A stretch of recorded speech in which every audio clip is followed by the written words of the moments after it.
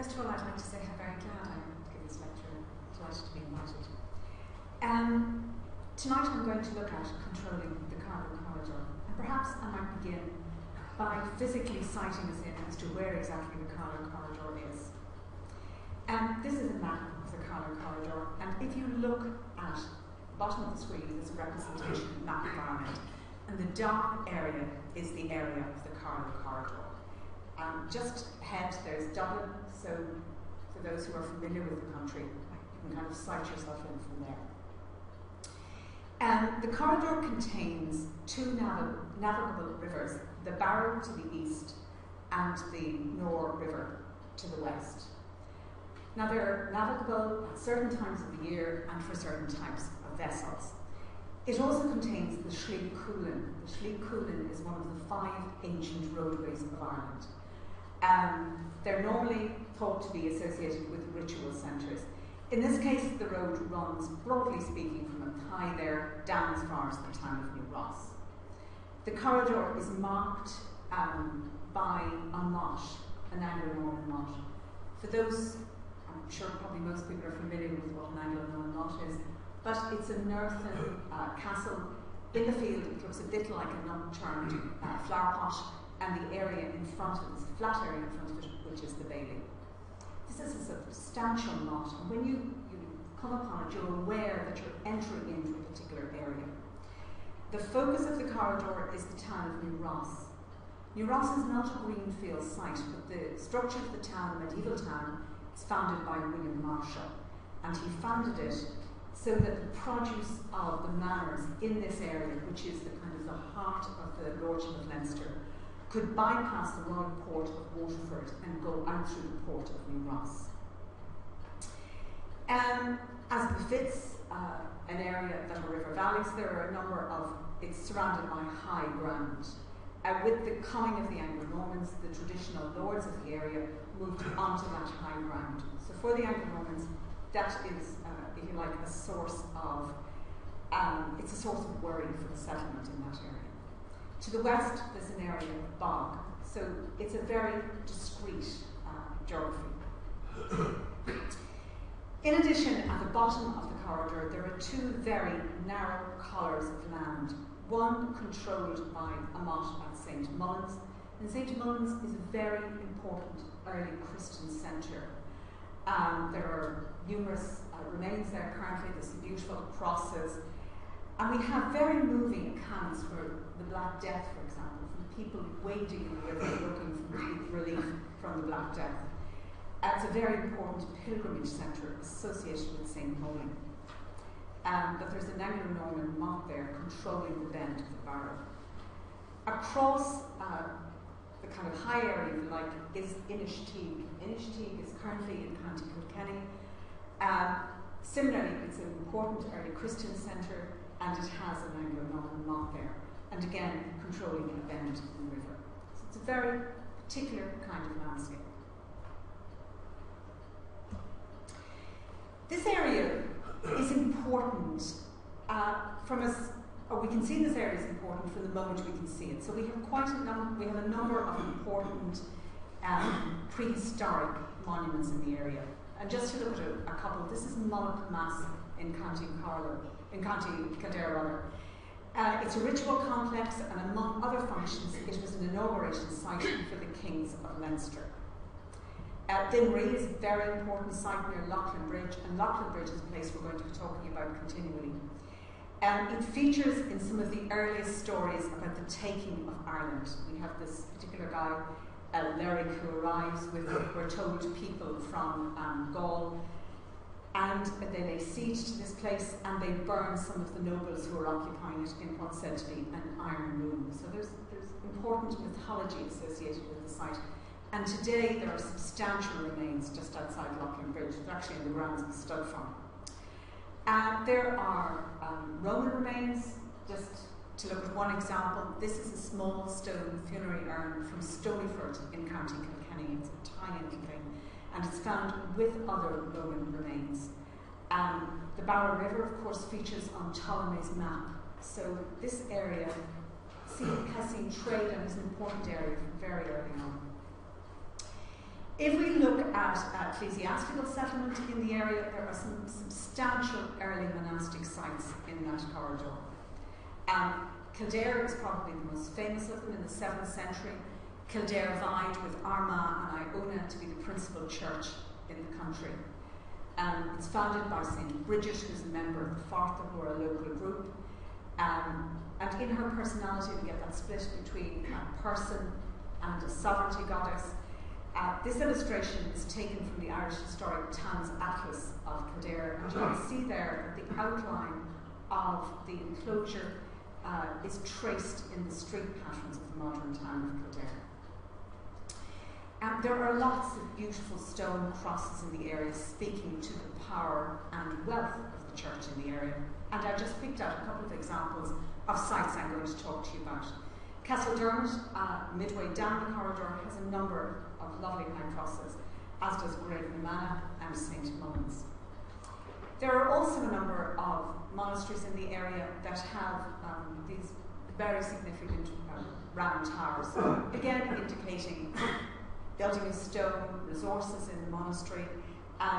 The lower one there, the upper one is Grange Firther, but the lower one is St. Canice's. St. Canice's is in the city of Kilkenny, which is the town of the county of Kilkenny. This becomes the capital of the Marshal Lordship of Leinster. And New Ross, the focus of this corridor, is a nav port to that capital. St. Canice's today, beautiful site, sits in a height above Kilkenny city.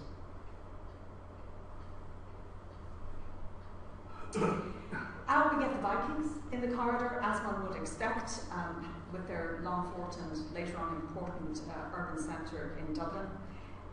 We have the most securely identified site is a long fort at Dunrally at the top of the corridor. All of those places that I've named there on that map are places named in the annals where you get Viking activity. So you can see by just looking at the amount of names how much activity there is in the area. The Long Fort at Dunrally is a very classic long fort. It's D-shaped and it has this kind of central fortified area. It's between two kingdoms, and all of the long forts are, this one actually is between three kingdoms, all of the long forts are between kingdoms.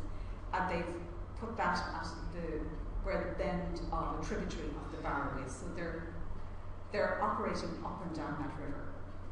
We have reference to the Vikings also at St. Mullins, but we're not absolutely sure that they have a base there. They're referred to as the Vikings of St. Mullins, but they could just be the last place that they were. But it would seem to have a kind of an internal logic about it. In terms of the Vikings, Castledermot, that site midway along there, that has the lovely high crosses, that is an important and interesting site. It has the only hogback stone, a very particular Norse monument in Ireland. We've only one of them, and it's in Castledermot. It's midway along the corridor, and we know that there was an important leader, perhaps killed outside there in 848. He's described as Earl Pomar Tanis the Wee Lathlin, so he's the deputy of the king of Lathlin. And we're not sure, the bad news is we're not sure where Lathlin is, but it's some form of Norse maritime entity. Later on, the Northern Aeneid kings lay siege to Dublin. They don't have a great deal of success, and then they ravage the area between Dublin and Castledermot. So it seems to imply that at some point, areas of the corridor were held by the Vikings. If we move now to look at the main body of this talk, to look at sort of the Norman adventure in Ireland, in many ways, this area is the cradle of the Norman adventure in Ireland. They come into the area and they move up towards the area when they first arrived. They're invited in by Diarmaid MacMurrough, who is the traditional lord of the area. And Diarmaid controls the Viking ports of Dublin, Wexford and Waterford. He's extensive trading connections with Bristol, so he's a very well-connected European king. He's having trouble at home, so he looks to Henry II to supply him with somebody who's going to alter the balance in his favour. And we have a number of early sources about the arrival of the Normans. We have the Song of Dermot and the Earl, from which this is taken, and we also have two accounts by Giraldus Cambrensis, Expugnatio, the taking of Ireland, basically featuring his relatives and how successful they were, and then a topographical account of Ireland. In this extract from the song in Dermot and the Earl, they've taken place, or they have just fought a battle, and the Normans are anxious to stay where they are, close to the battle centre. And Dermot MacMurrough, knowing the area, advises them that instead they should move on and they should go to Loughlin Bridge. And it said, instead we shall go to Loughlin Bridge, straight along the direct route. So they appear there to be taking the Shree Coolin, and take our wounded with us who are lying injured on the battlefield. He, Mr. Dermot, set out for the city which is called Loughlin Bridge. They stayed there that night with great joy and pleasure. They stayed by the barrow and lodged there that night. So whatever Loughlin Bridge was at this point, it was probably slightly more than 3 guys in a hut. So it seems to have been a reasonably substantial settlement.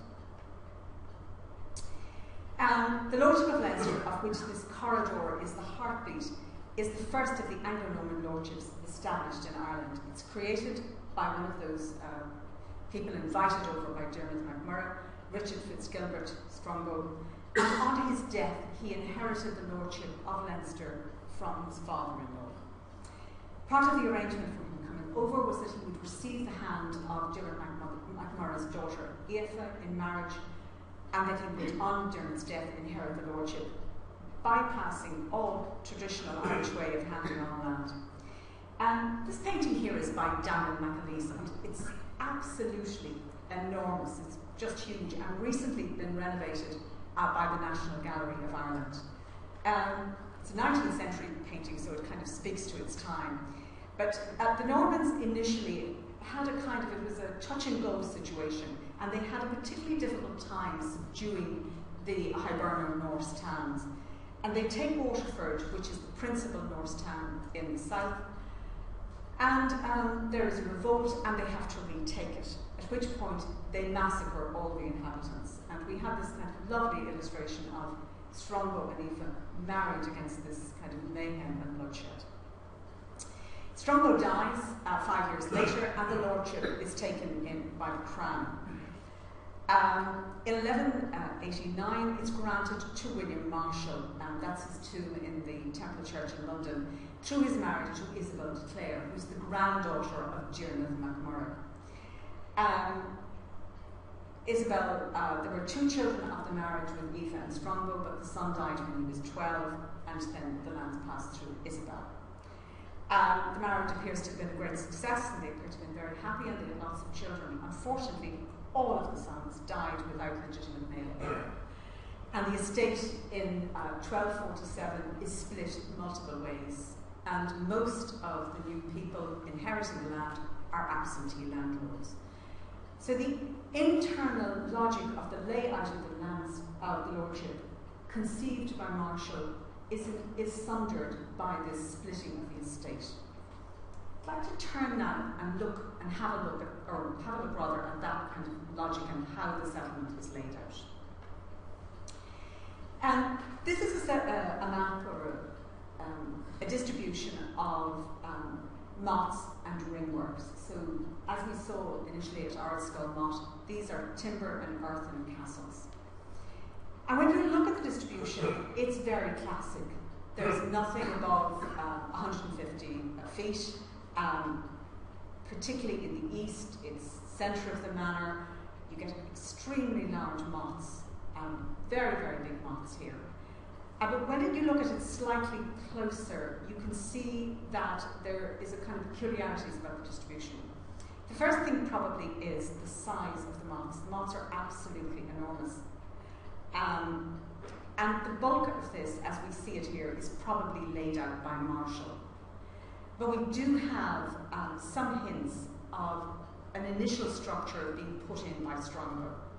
So we have, for example, at Kilkenny, you remember the slide of St. Canice's, we have a ringwork. And ringworks are, again, campaign castles, but slightly earlier. We have a second ringwork underlying Carlow Castle, midway down the corridor, and we have another ringwork at Lee Castle up the very top. And Lee Castle, I'm not sure, might be slightly later. But we can see some kind of initial work being done there by Strongbow, but the bulk of that belongs to the Marshall lordship. Tim McNeill, who I was talking to somebody about a moment ago, has looked at these castles in Leinster extensively, and he has put forward the opinion that these castles are the fruit of conquest, not the means to it, an instrument to stabilise the lordship, not to conquer it. And when you look at the settings of these mots, when there's a choice of security and prestige, they go for prestige. So they build huge mots in very prestigious areas. And if we have a kind of a look at tables, which I'm not widely in favour of, but just to show you two tables. This is a comparative size drawn from a McNeill looking at the size of mots. And if we, class 1 is above 10 metres and so on, 5 metres and then under 5 metres. And if we look particularly at class 2 there, and the Lordship of Leinster, you get the sense of how, in a way, out of scale the size of these mots are. The other interesting thing that they do is they keep it above a half knight's fee. And the more important you are, the larger your mot is. So it's a very prestigious, driven distribution. Later on, it looks like that may have gotten them into a little bit of trouble. If we look at that perhaps in slightly more detail, and if we look at the northwest corner there, and that's an area of vulnerability for that kind of settlement. And up here you have a number of ringworks that appear to be blocking the passes. So I think these are late, and they're kind of a late attempt to stop people moving back into the corridor area. There are 3 of them there. The one at Rathhangan is interesting because it starts life as a Gaelic Irish site, becomes an Anglo-Norman ringwork, and goes back to being a very important Gaelic Irish site. In addition, there are square mots in the area, and square mots are usually late. This is one at Ahabo. Ahabo is a very important site. It's the centre of the ecclesiastical lordship before it was transferred to Kilkenny. We can also see at Tullow there, another gap, this kind of clustering of mots. But if you look at the heartland area of the corridor, that area around Carlow, for example, it's very much mot per manor, very sort of classic, very controlled, and similarly down around the area of New Ross.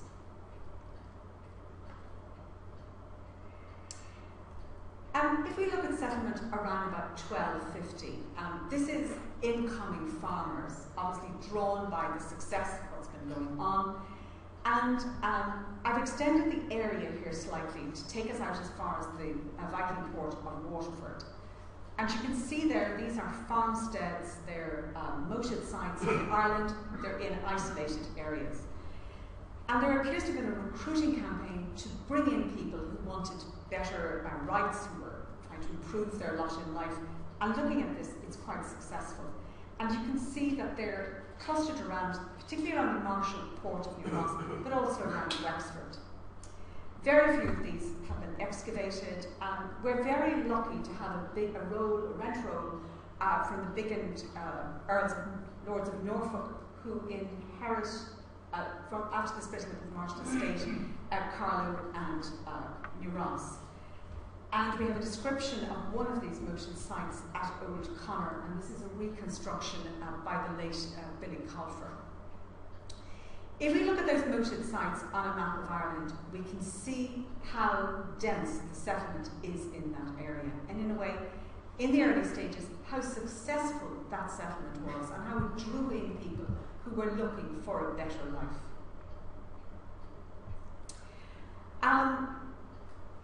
The other striking thing about the distribution is that those large mots, they're repaired in earth or they're repaired in timber, but they're not replaced by stone castles.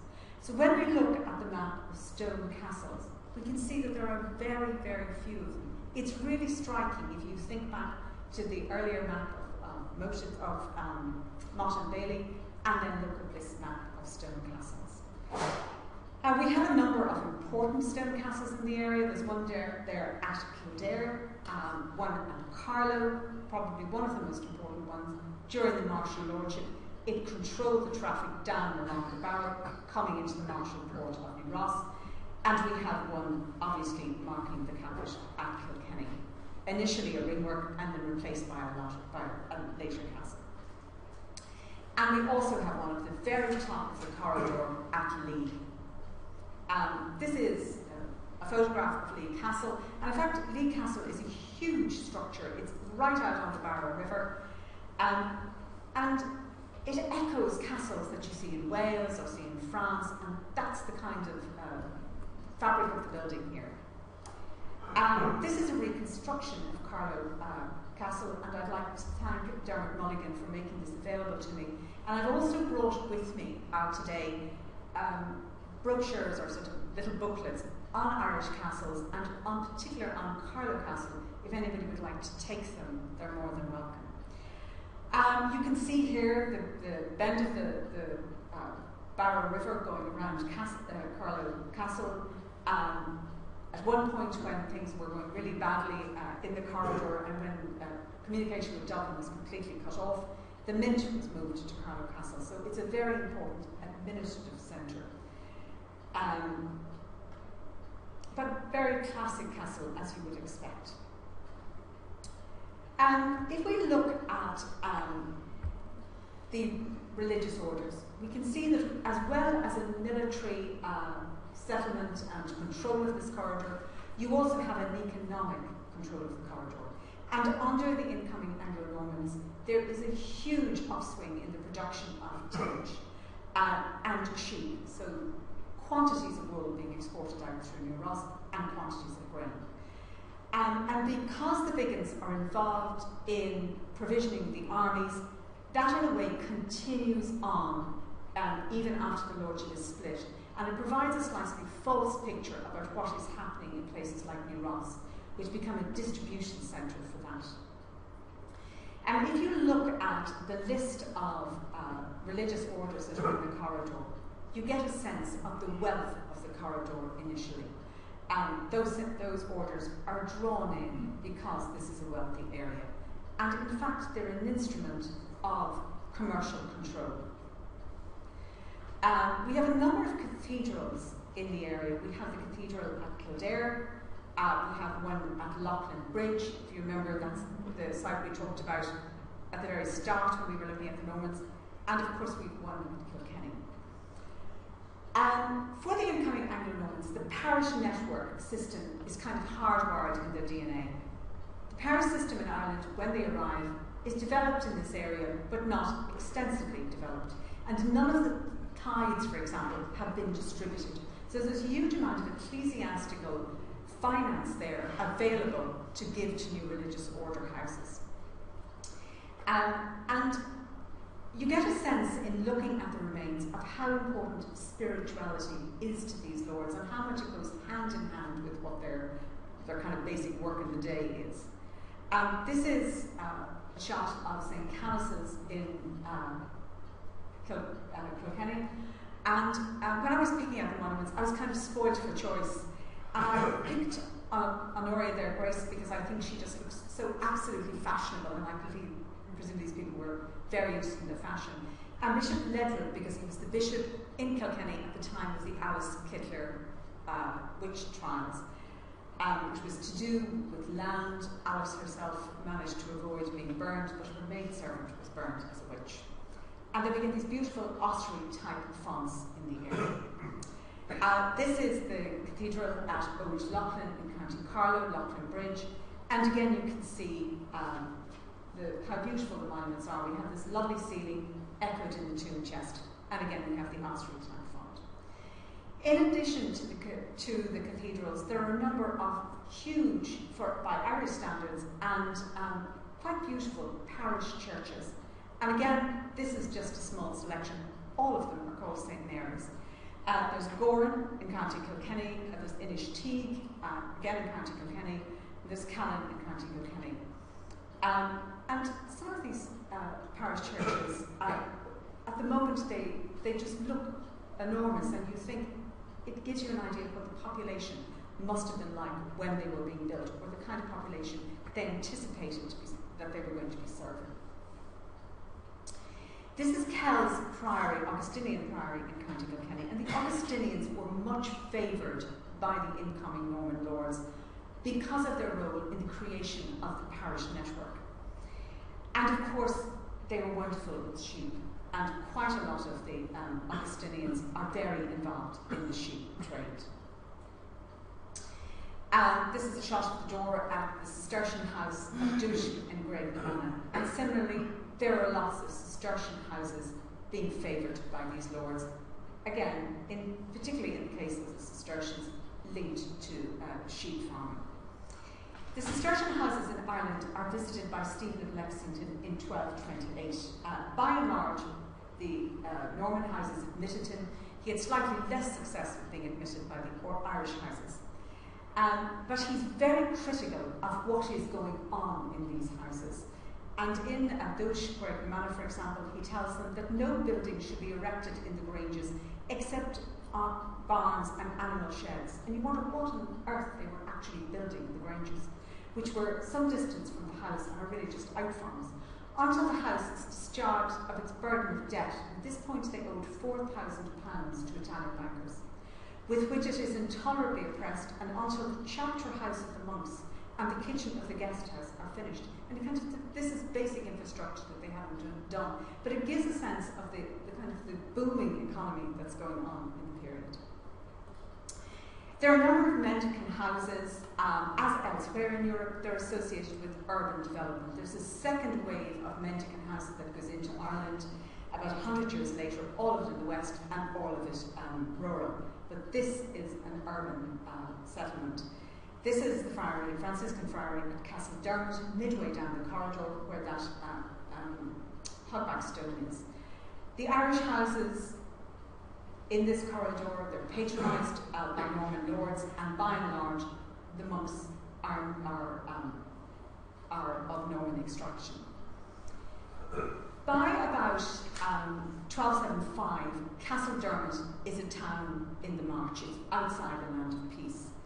And the roadway is controlled by the MacMurrough, and the burgesses at Castledermot pay MacMurrough to keep the road open. At the start of the 14th century, we have an instance where they owe 84 marks and they can't pay it, so they have to give up one of the burgesses, who is a kind of a guarantor for this. And I would imagine that's quite a normal arrangement at this point. These houses, once the corridor moves into being outside the land of peace, become very vulnerable. And you get accounts of the priors and abbots being pardoned because they'd harboured felons, or they provided food. Monasterevin, there's a pardon at the end of the 13th century. Gravenham, that looked at Stephen of Lexington's visit, is pardoned in 1356 because we're told the house is situated in the marshes and outside the land of peace. What I'd like to do now is to move and look at the town of New Ross. This is a map of the boroughs in medieval Norman boroughs in the area. And New Ross is a good example. It's kind of the poster borough, if you like, for how this area is settled. And again, if you see those boroughs march right down along the rivers on either side. New Ross is founded by William Marshall and his wife Isabel de Clare, the granddaughter of Diarmaid MacMurrough. Marshall is the most eminent soldier and courtier of his day, and he's a prolific founder of towns. And New Ross is founded around about 1200, when he's in Ireland, he's having a problem with the king, and he's devoting his time to this. Liverpool was founded roughly at the same time. And these centres, like New Ross, are paralleled elsewhere in Wales and Normandy. This is a map of the town of New Ross. This particular map actually dates to about 1666. It's when the Angleseas acquired the town under the Act of Explanation and Settlement. And then it's reproduced in kind of different versions. This version I'm showing you here today is around about 1700, but just to show you how the town grew up. It's at the lowest crossing point on the Barrow River, and one of the first things Marshall did was to build a bridge so that you have the farmlands on the eastern area on the Barrow River linked to the caput at Kilkenny on the north. And various versions of the name of the town include the word bridge. This is not a greenfield site, and All of those boroughs that we looked at a moment ago, very, very, very few of those are greenfield sites. Most are located at earlier sites, usually early monastic sites. New Ross is no exception. It's an early Christian monastery founded by St. Alban, who's a member of one of the local dynasties. Traditionally, the site of St. Alban is on John Street near the North Gate, close to the route of the Sliabh Cualann. So the Sliabh Cualann, that roadway, comes in here and turns and goes across the bridge and heads for Waterford. That's the site of St. Albans. And it was in this northern section of the town that the Marshal Lordship developed, focused on the bridge and on St. Mary's Parish Church. That's the bridge there. In a way, the creation of New Ross played havoc with the local economic infrastructure founded on the Norse towns. But for Marshal, it was an integral part of the economic exploitation of the Lordship of Leinster. He organised for his ships to bypass the port of Waterford and to sail directly into New Ross. So it meant that merchants sailed into New Ross, up the Barrow River as far as Athy, and up the North River as far as Fretford. So you could come in and sail right up the river, pay whatever you had to pay at Carlow, and then sail out again. Not unreasonably, the Burgesses of Waterford were highly entertained by this and appealed the decision, and it was reversed. The Burgesses of New Ross did similarly, and you get this kind of backwards and forwards and go on for 200 years, and are graced with episodes like court cases and piracy and stealing of silverware. It's a very bitter debate. But for Marshal, this town is part of how this is going to work. The town doesn't have a castle, so it's a commercial speculation from the start. The Norse foundations, those Norse towns, have connections across Europe, and in a way they have more of an internal commercial sense. They're not designed to do a specific thing as New Ross does. If we look at a couple of figures here, it gives us a sense of what a spectacular success New Ross is. And once the Marshal Lordship is in existence, and even for some time afterwards, it is the second port in the country.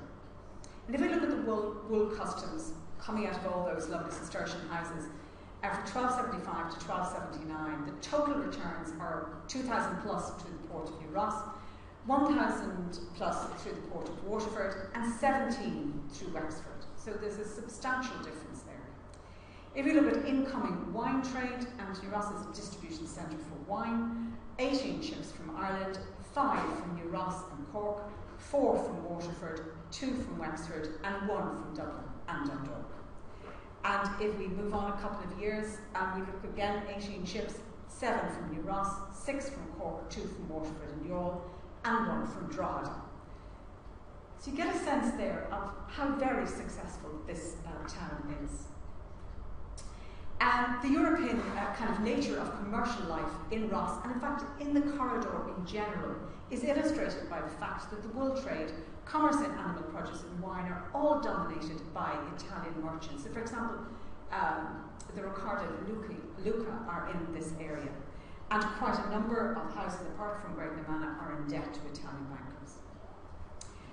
And this is the Irish Historic Towns Atlas from the Royal Irish Academy for the town of New Ross, and I just wanted to use it to show you the number of religious foundations there are in New Ross, again indicating the wealth of the town, drawing in these new religious houses. This is the parish church of St. Mary, absolutely beautiful foundation, really lovely carving, very beautiful tools, some with French inscriptions indicating this is the language of the day, and also we can identify trades, people by name. This is a rubbing actually done by members of the Royal Society of Antiquaries of Ireland in the 19th century, of which we hold, of one of those tools with a French inscription from St. Mary's in New Ross. We have Crutch Friars in very early on, and then we have the Franciscan down in that southern area.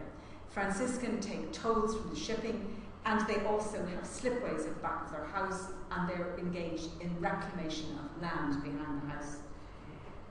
We have Augustinians, we have two medieval chapels in that area, St. Michael's and a chantry chapel of St. Saviour's.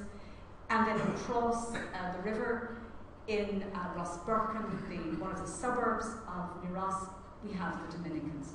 So a huge number of religious houses flooding into that area. This is the mace of New Ross, which was stolen by the men of Waterford, and in fact is still in the Waterford Museum, something which we take great umbrage at. But there are numerous petitions about how awful this dispute is, but in a way some of those petitions allow us to have a sense of how this worked economically. So we have this petition by the citizens of Waterford, and it says, divers citizens of the said city, Waterford, charged and loaded divers boats with hides and merchandise in divers places within the county of Kilkenny and Carlow, that is to say, at Thomastown, Innishteague and St. Mullins, and their boats so laden down by the two rivers of the Nore and the Barrow, passing very near the town of Ross. The sovereign Portreeves and commons of the said town of Ross take with force and arms, keep and imprison them until they paid great sums of money and fines and customs. This is piracy. But when we see those towns named out, we get a sense of how this trade actually worked. All of those towns are founded by followers of William Marshall, and you can see how that network of towns linked to those religious hoarders along the corridor is crucial to the prosperity of New Ross and crucial to the prosperity of the corridor. The division of the Marshall lands meant that these market centres strung out along the Barrow were not part of a single lordship feeding into a single port. When the town of New Ross is walled in 1270, there are a number of local Anglo-Irish magnates fighting, and they decide they'll put up a wall. They commission a poem, and the poem tells us all about the town and what people are in it and how many trades there are. But four of the lines in the poem, I think, capture what exactly New Ross is all about, that it's primarily a commercial centre for people to come and trade. And it says, every stranger shall find a welcome there and is received with great joy. He can buy and sell freely, and this is what it's all about, and no one will ask him for anything. Thank you very much.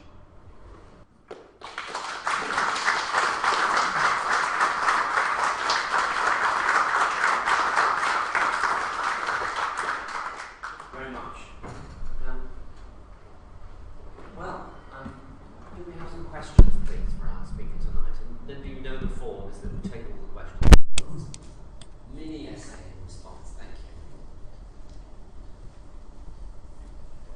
you. I'll fetch the mic. Hold on.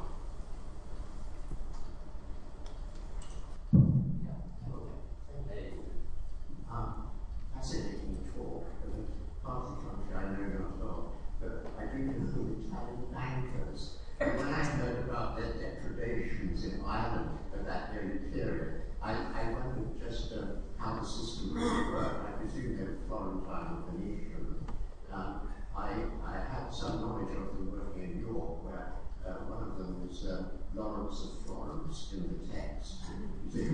Lawrence of Venetian. Lawrence of Florence seemed to be the very acme of these people operating at a huge distance in what were probably one think a rather sort of backward area, funnily enough, and not one which was going to produce a lot. So it was a great need to monetize. I also noticed that £40,000 comes to well, silver pence was the coin of the period, and it's about forgotten. It's about tons of silver. Anyway, thank you very much for that. Thank you. Anyone else, please? Yes.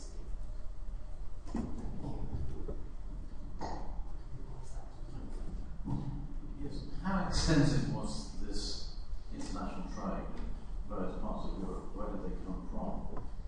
And they shipped direct to Euros. And what goods were being returned to those various countries?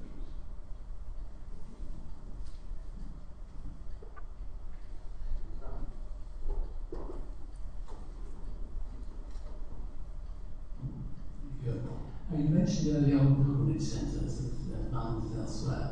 Are these historic Irish centres, and if so, how do they fare under the Anglo-Norman regime? The other thing, the parish churches will be devoted to, dedicated to St Mary. Does that indicate a sort of post-12th century foundation, or are those historic dedications? Any more? Yes, thank you. My name is Claire, and I'm from Carlow, so I'm delighted to be here today as a guest, and thank you for that. I've really enjoyed it and found it very informative, and I can't wait to get home and look through some of my books and to learn a bit more about it. But what I found particularly interesting was your mentioning the Vikings in that area, and having recently been to the Viking exhibition Isn't it stunning? Just absolutely stunning, just down the road at the British Museum. I was very interested to see the hogback stone, and I have to say I only live 10 miles from Castledermot, and while I visited the town, always gone through it, I was never aware there was a hogback stone there, and I was very interested to see the link today, and there's an example clearly at the exhibition. But what I did want to ask, are there any others, because I know they're quite rare, aren't they, the hogback. Are there any other examples in Ireland? That's it. That's it. Right. Okay, that was my comment question. Thank you. Thank you very much. Okay, take it away. Maybe I'll take them in chronological order. Perhaps I deal with the early Christians and pilgrimage centres.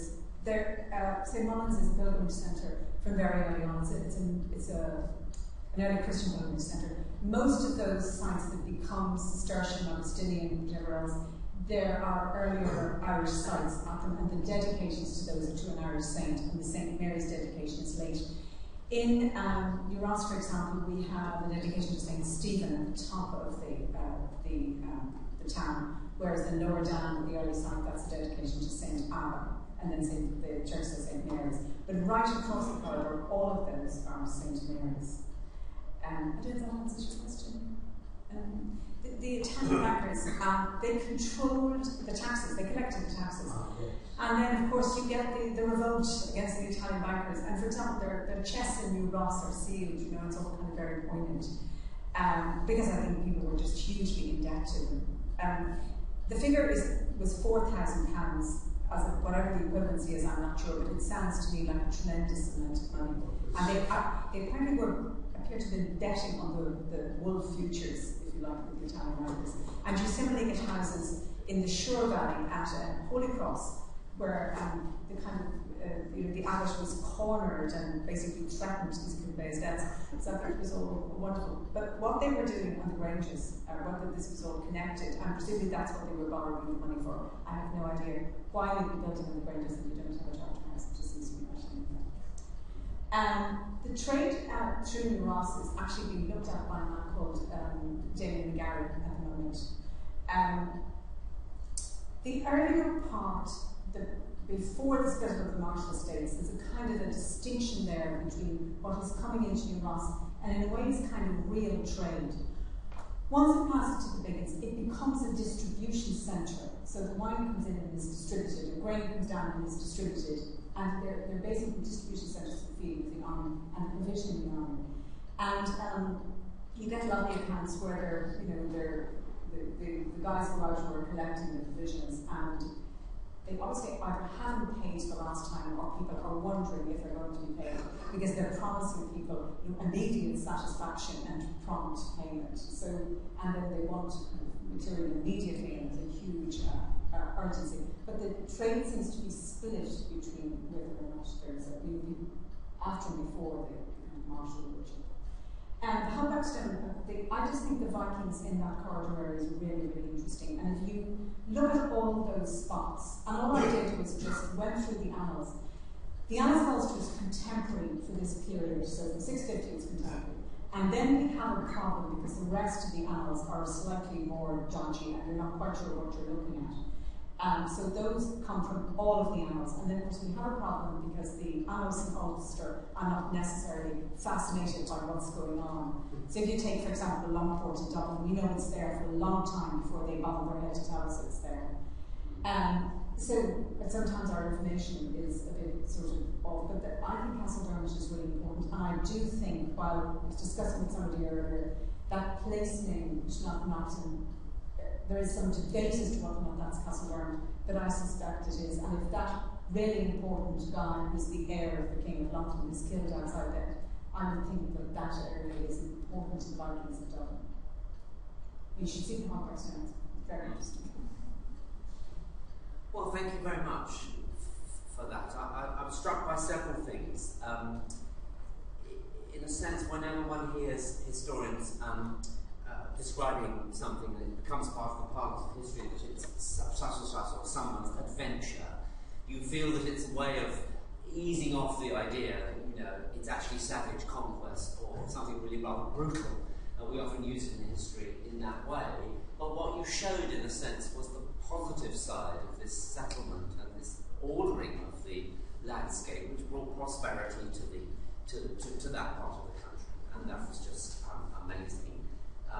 Yes, I saw the big Macleese in Dublin a few months ago, and it's just amazing because it's clearly, it's this wonderful Rubensian picture, really. I mean, and I think it's just after a while. I think the work of the Sabines had not long come to the National Gallery in London at that time, so that's what it's inspired by, but also putting the marriage on the map, like you do Alexander and Roxana, yes, in ancient times, to talk about a way of conquest, but also reconciliation of peoples. So it was a fascinating picture, but coming from looking at the Vermeer and the Dutch pictures to that in Dublin is quite a shock, but a worthwhile one.